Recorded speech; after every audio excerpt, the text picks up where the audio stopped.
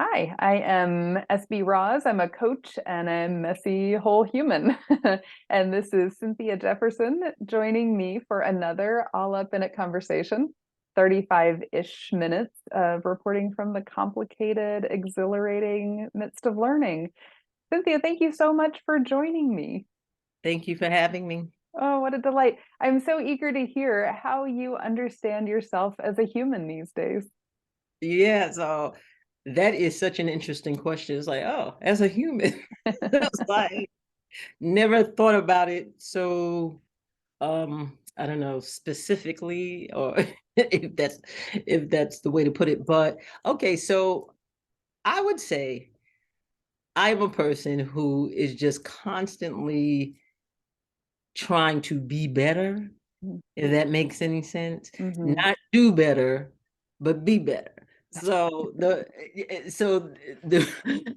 the whole do seems like a moment in time, but honestly, just through learning about gratitude and I'm trying to stay focused on that which is good in my life.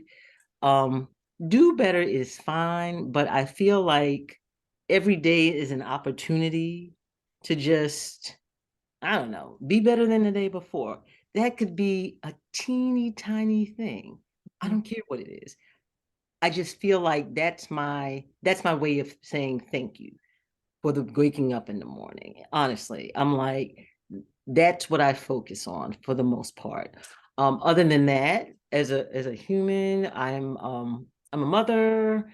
I am a person who's just trying to model what I think will be helpful to my children as I launch them into adulthood. It's like, come on, and you be better too.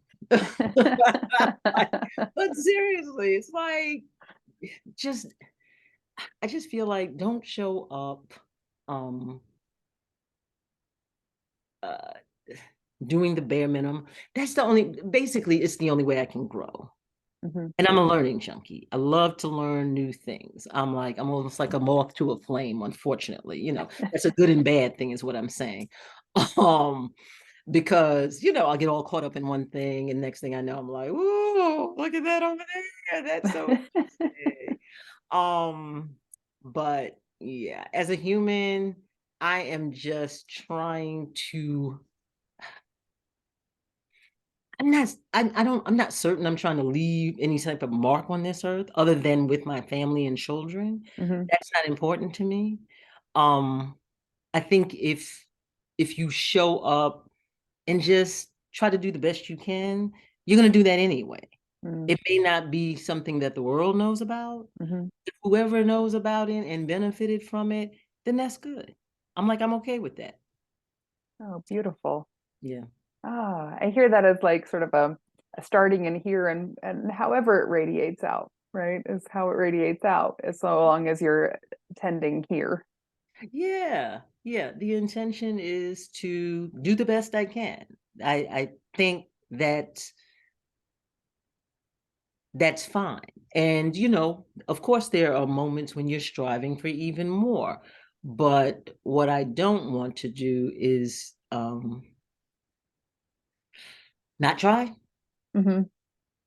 and get caught up in parameters or levels that may seem outrageous. I'm not a limiting person. Hmm. So that's what I mean. I will try for levels that I'm like, okay, well, but it has to be in my own way. Hmm. I don't want to get caught up in someone setting bars for me. Yes. I need to set the bars myself. And as long as I am setting them, as long as I am not content to just stay in one place. And I mean, there's even time for that. Sometimes you need to just stop. Hmm. But for the most part, no, we got to keep moving, got to keep growing, um, experiencing new things, new people. So yeah, that's how I think I am as a human. I mean, taking it every day at a time and just, like I said, be better. Do you find any tension between um, continually reaching and learning and loving and accepting yourself where you are? Oh, that is such an interesting question. I think there's always tension in growth. Like I was listening to something today, and um, she was making a really good point. She was talking about knowing when um, a relationship is probably over. And she was making the comparison to the evenly yoked thing. And, she was like, if one is trying to go east and the other is trying to go north, she's just saying that there's going to be tension in growth Mm-hmm. because you're stretching. Is the tension with, you said, accepting yourself? Yeah.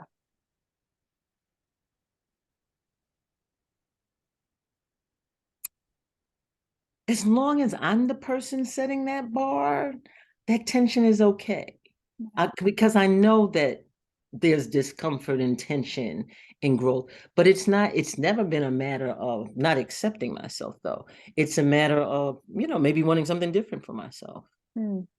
And, I think as long as people are clear on why they're doing something or changing or growing, um, and that it's because it's self-initiated versus someone telling you you need to do something or you need to be different, Mm-hmm. um, then that's okay. I'm okay with that type of tension. It's Mm-hmm. self-created. Mm-hmm. Yeah. Mm. I love that.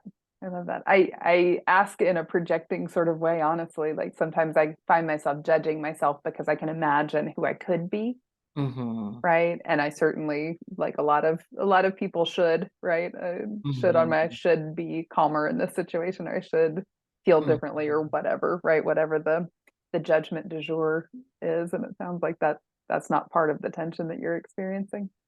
Yeah, so that's why that is such an interesting question because we definitely, as coaches, talk about self-love and Mm-hmm. self-acceptance and being compassionate to oneself. Mm-hmm. And that's all in there, but there's also tough love, like tough love from a friend. Aren't you your friend? Aren't you, sometimes you need to be the person who gives yourself some of that tough love, you like, um, I guess I just feel like they're telling myself the truth, but also being okay with that truth, but knowing it's something I want to work on. Yeah. That's okay. There's Yeah. nothing wrong with that. That's Mm. yeah. That's inspiring to me. Thank you. Good, good, good, good. Yeah, I mean, yeah, I can definitely, yeah, I know my wards. I mean, like, it's so funny. Um, we were doing requirements on what do you require in a relationship, and one of mine was a commitment to self-awareness. Hmm. I mean, honestly, and it's because I came out of I came out of a relationship where it was like, wow, it was just like not there, and it was so problematic. And then the next relationship, it's not funny, but the next relationship, the person was self-aware, but wasn't really willing to do anything about it. So I Oh thought no. it was hilarious. So I was like, oh, this comes in all shapes and sizes. Because what I really loved about this person or enjoyed about the person was that they were so self-aware, but that didn't mean they were willing to do anything about the things that they thought were problematic. It's like, oh, that little extra step may need to come on in there. But the bottom line is the reason I even brought up self-awareness is it's huge. It really is. So as a part of self-awareness, you're gonna judge yourself. You're going to hopefully recognize areas where you can, what's my phrase? Be better. And that's okay. It really is. It really is. As long as you're not beating yourself up over as long as you're not dragging yourself or just, stay in that place of, and just stay in a place where, and I can do no more. You know what I'm saying? Yes. It's okay Ah. to recognize it. Oh, I love that distinction. And I had never thought about that before, the distinction between self-judgment and self-punishment. I've always sort of Mhm. lumped them together. If I'm judging myself, I'm punishing myself. Uh, And now that you said it, it feels very like, oh, yeah, of course. Like there's going to be some judgment or discernment as we're evaluating ourselves. That doesn't mean we have to beat ourselves up about it. We can be like, oh, okay, there's a place to grow. exactly. Like, now what am I going to do about it? Yeah. Yes. Now Yeah. I see that. How am I going to be with that? Right. Yeah. Yeah. Oh, that's beautiful. Thank you. Yeah, But thank you. I That's would, a good question. oh my gosh, I'm glad I asked because I'm learning a lot and getting a lot of inspiration along the way. And I would love to hear about what you've been learning about. What are you all up in these days? All up in, just really, so I'm doing another certification. So a lot of what I'm learning right now is relationship coaching. Mm, So, coaching is coaching in the format of coaching, the making sure the goal is that the person is kind of getting their answers for themselves mhm. as we kind of walk through the journey with them, and we're asking the good questions, but contextually, sometimes you need to know something different. So that's what I'm doing right now. um uh well, okay, the other thing is learning a lot about caregiving. I already knew a decent amount because I used to work for AARP, Mhm, and and I was doing wellness for them. And at some point, caregiving became huge at AARP. Like it's like they launched the whole campaign, and the bottom line is, my mother has Alzheimer's, and we knew she did. In fact, my grandmother had Alzheimer's when she passed. Well into her 90s. So it's like, did she pass of Alzheimer's or old age, or and it's also hard to determine as they're getting older just what's uh old age forgetting versus Alzheimer's. mhm. So, it took a minute for my father to, and I'm like, Daddy, you have to get her to the doctor so we can start the process of one, knowing what to do Mhm. and getting our resources in line. Like, it's a whole thing, and it gets really complicated. And let alone just navigating the feelings of it all. It's like, ugh. Whew. But so that's what I'm learning, and in fact, trying to grow my caregiver community and so forth. So, um, I that's an area where I just know people have always needed as much support as possible. Um, Absolutely. as they're just walking that journey, and so many different types of caregivers too. So that's what I'm saying. I'm learning a lot because all caregivers, it's not about dementia. It could be illness. It could be caregiving. I have a friend whose son had a traumatic brain injury, completely changed the trajectory of this young man's life. Like, Mhm. uh, it happened when he was a teenager, and now just who was going to be a brilliant young man, a whole different story. So now onset schizophrenia, because I guess maybe the injury was in an area where that's just how it's showing up. So just just doing a lot of learning in that area, and I'm always looking for a good audiobook to listen to.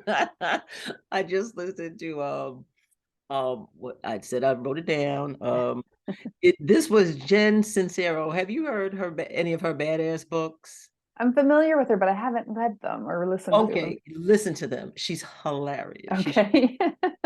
But I listened to one on money. She had the first one was Badass Habits or something. I'm sorry, is that okay? Badasses. I'm about it. Ah! Badass Habits. So this one was on wealth or money or whatever the case may be.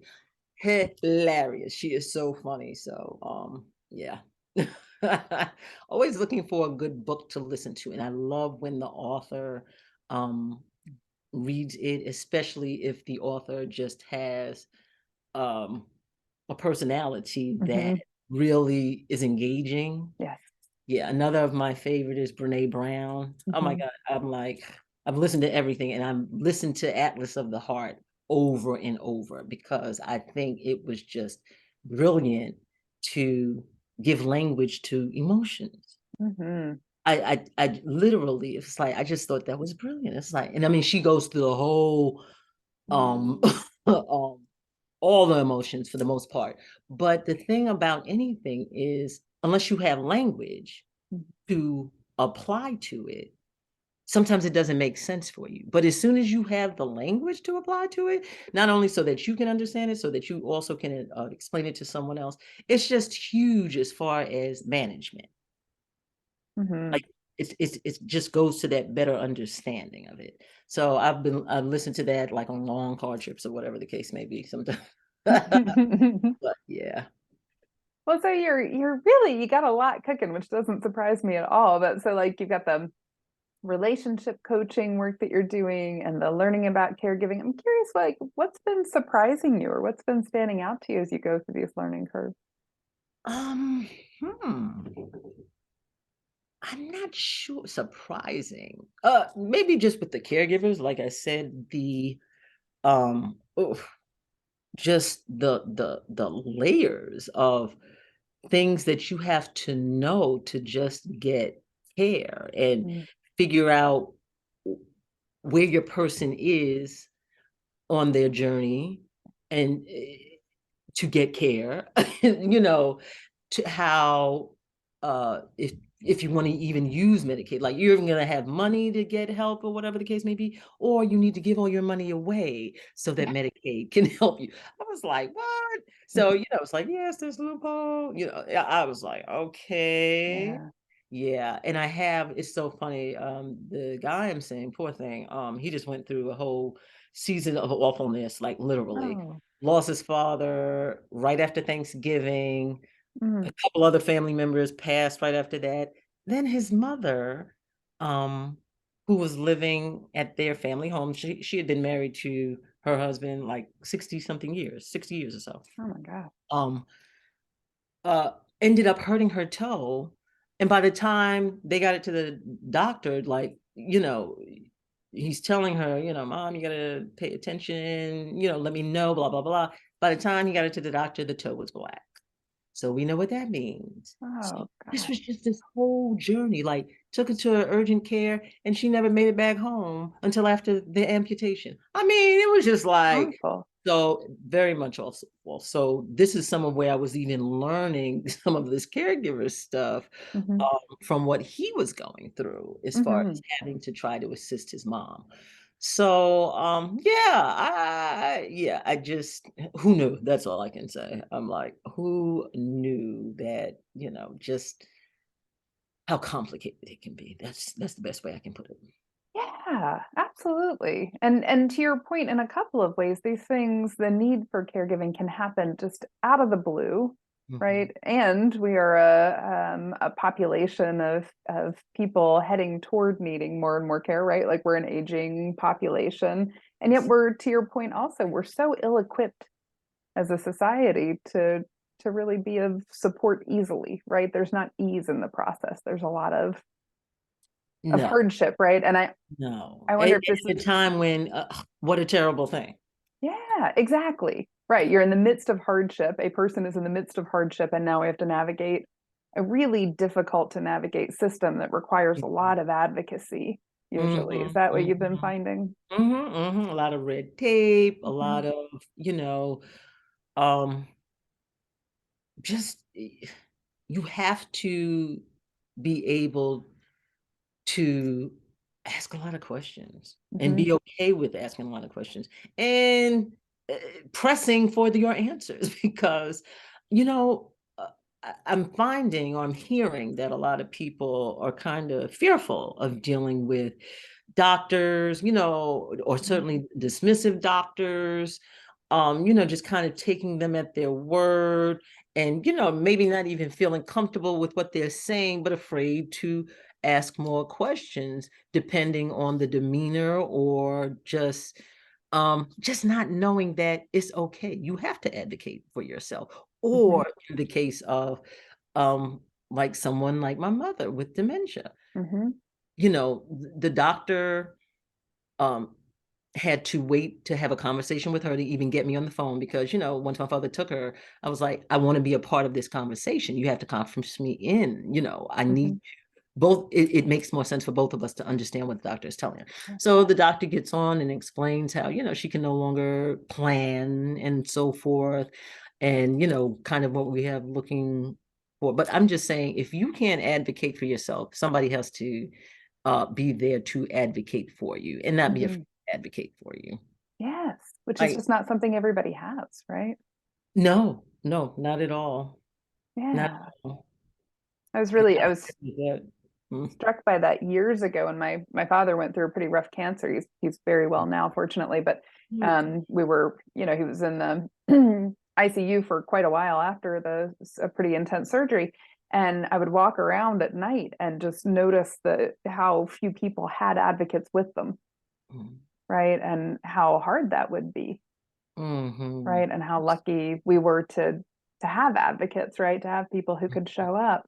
mhm, Um, and the other thing I think about a lot in these cases, Cynthia, is that life continues, right? We still have to pay the bills and brush our teeth and buy the groceries, even when we're navigating something like caring for a mhm, loved one in a transitional mhm. space. What are the tools that have been helping you navigate internally or externally or both? Well, externally, I'm not yet. I'm sort of like the side caregiver. Like I have to get my parents down here, and then it'll be more on hand. Hmm. But right now, you know, they're in New York. I'm in Virginia. When my father got sick, and that's the other very scary thing at this age, just Yeah. like that. Yeah, like their whole world could change if they survive whatever happens, if they, Hmm. you know, survive whatever the event was. But he went in the hospital. I had to get up there to watch after my mother because it's like she really cannot be alone by herself. Um, so it hasn't been hard, mainly because it's not a day-to-day thing. Hmm. It's on the phone sometimes. You know, my father called me up, needs help with something technical, or, you know, just whatever the case may be. So it just hasn't been day to day. So I haven't really had a lot to cope with.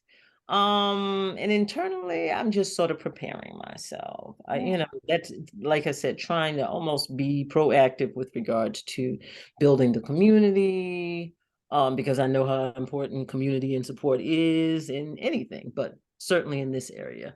Um, yeah, just getting ready. Hmm. Yeah, that makes a lot of sense to me. I so appreciate that you're thinking about community too. Like that. Is that Yeah. a go-to for you generally? Yes and no. Not for me, not really, but just in my line of work, I know how important it is. Hmm. For me personally, no, I've always been a little solo type person, very uh what is the word? I can just take care of myself. Hmm. However, I've had to learn a lot about what that is and isn't, because just because I don't need things doesn't mean someone else doesn't need Hmm. that type of attention. So I've had to learn how to empathize with, you know, people have different levels of need. And of course I do need things, but um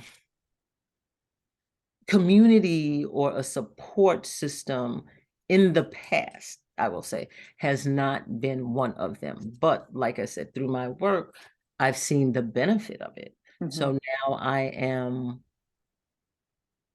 seeing how it can work for me. Mm-hmm. and just, yeah, Yeah. Yeah. I checking it appreciate. out. Yeah, seeing what's like. Is that a stretch for you to to make that reach? Asking for help is a stretch for me. Mm-hmm. Asking for help is a stretch for me. It's not a comfort zone. Um, but I definitely, and again, this was something I learned in one of my self-help books. They was like, you have to ask for what you need. Mm-hmm. Ask, like, just ask. You never know. If they can't do it, fine, but you'll never know unless you ask. So, um, and it's not even about being vulnerable. I've just always preferred to take care of things for myself. I'm not a perfectionist per Mm-hmm. se. It's not that I want things done a certain way, but I've always just felt like I can get it done. Yeah. And that's the fastest and most, the best way to go about it. So Mm-hmm. sometimes when you ask people for help, now you got to explain something maybe, or you got just like, when I could have just done this thing and been it'd been over and done with. So I'm just saying that, yeah, it's just not been a comfort zone. But Mm-hmm. like I said, I've seen how it benefits people, Yeah. and mm, I'm good with trying to see how it can benefit me. And this is an area where I can't actually do it myself. It's an unknown area. Yeah. There's a lot to it, as I've been learning, that I just didn't know. So, yeah, I think this is one area where people who know better, in my space and sharing with each other is absolutely awesome. Mm-hmm. Mm. Yeah, I love that. I love that. I think that's wise and self-nurturing, and also, it took a lot of, it sounds like it took a lot of presence, since it's not your sort of normal go-to way of Being present. being in community, or asking for community support, or leaning into community. No, and not in the past, but Mm-hmm. I, again, just because of working with people and uh, uh, promoting community Yeah. and telling people to, build their communities and, go to people, have people around them that they can lean on. Yeah. The only other community I would say that I've always been a big advocate of is, just people trying to doing the same thing you are when you're trying to grow, Mm-hmm. certainly business and so forth. And we talked about that briefly, but I'm like, yeah, that absolutely, people always say you don't be the smartest person in the room. There's always someone else you can learn from, and be around people and learn from them. Mm-hmm. Oh yeah, absolutely. So Beautiful. even though I didn't think of those as communities, I thought of them, they were mentors and so forth. But Mhm. now I'm understanding, hey, there you can actually have communities of people who are, intentionally coming together with that in mind. So, Yeah. yeah. Yeah. Oh my goodness, so much delight. So much thought provocation. Well, I wanna ask you, I want to switch gears as we start to wrap up. This has just flown by for me. And I want to ask you if there is a nonprofit that came to mind when I asked you about that before we started recording. Yeah. Yeah. Yes, so many, but the one that I came up with was the Boys and Girls Club of America. I love mentoring, Hmm. and I love being mentored. I love the idea of mentorship. I love how it is used. So the Boys and Girls Club of America, which is about, mentoring people, um in areas where, they may not have good role models, or any role model, whatever the case, whatever's going on, they're coming to the Boys and Girls Club looking for something more, something positive, something growth oriented. And I love that. I love that. I even so it's so funny when you reminded me of it. I was reminded of the fact that I reached out and I never heard back from them. But that's Oh. why. I'm sure they have a lot going on. And it might just have been at the time it wasn't a fit, but it did remind me to reach back out again Yeah. when some of this stuff is cleared off my plate. But I just think it's important. I'm like, and I was a mentor. I was a big sister many, many, many moons ago when I was in my 20s and so forth.